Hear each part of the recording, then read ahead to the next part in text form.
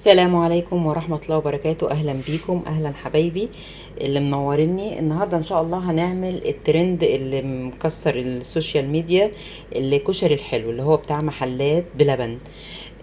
أول حاجة هنعملها، وطبعا أنا عملتها معاكم قبل كده، الرز بلبن. رز بلبن هحاول اختصره معاكم علشان ما اطولش الفيديو عليكم. طبعا انا غاسله كوبايه رز ونقعتها بتاع نص ساعه بس كده، وحطيت ميه بتغلي على النار. هحط الرز فيها، هحط الرز المغسول في الميه اللي بتغلي. ياخد له غلوتين، انا مش حاطه ميه كتير لاني هسويه في الحليب. هحطه ياخد له غلوتين كده.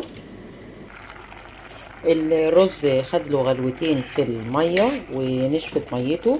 عندي حليب محلى، حليته بالسكر، هضيفه على الرز.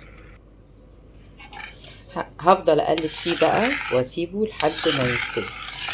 انا ما بحطش على الرز بلبن نشا، وانا عملته اكتر من مره قبل كده وفي الفيديوهات، وهوريه هحط لكم اللينك بتاعه في التعليقات.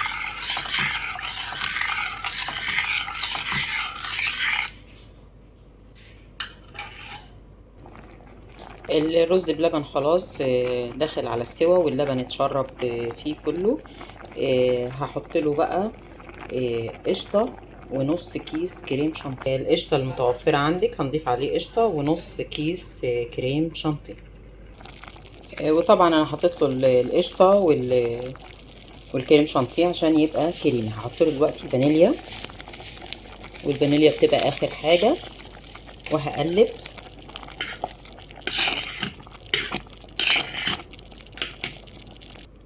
خلاص كده الرز بلبن بتاعنا خلص، طفينا عليه وهنغرفه ونسيبه بقى يبرد على ما نعمل بقية الطبقات.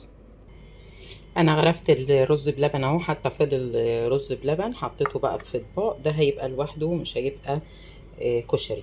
ده بس اللي في علب، ده اللي هيبقى كشري.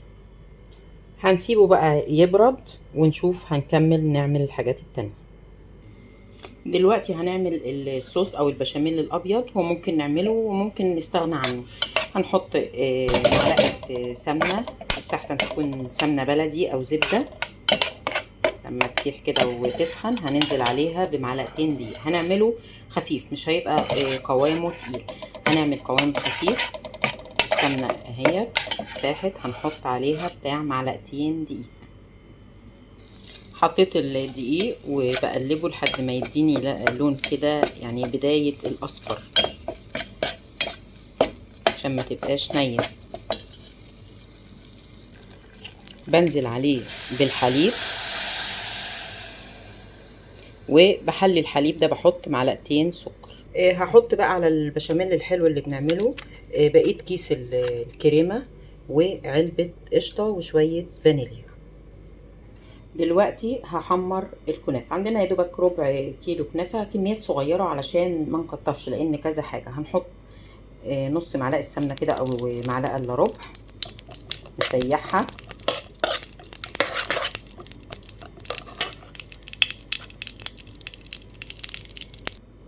انا سيحتها وطفيت النار على ما هحط الكنافه، اقلبها فيها وهرش عليها شويه سكر. عندك سكر بودر اوكي، ما عندكيش هنحط سكر عادي. هنرشرش عليها بتاع معلقه كده سكر عادي، ونقلبهم مع بعض.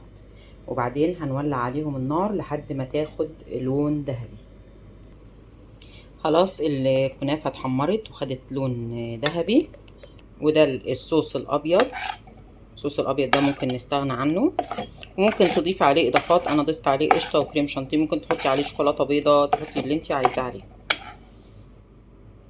دلوقتي بقى هنعمل الجلاش. هضيف الاول الكنافه على الرز بلبن وبعدين نعمل الجلاش. انا ضفت الكنافه على الرز بلبن، وهضيف عليها دلوقتي البشاميل الحلو علشان الكنافه ما تنشفش.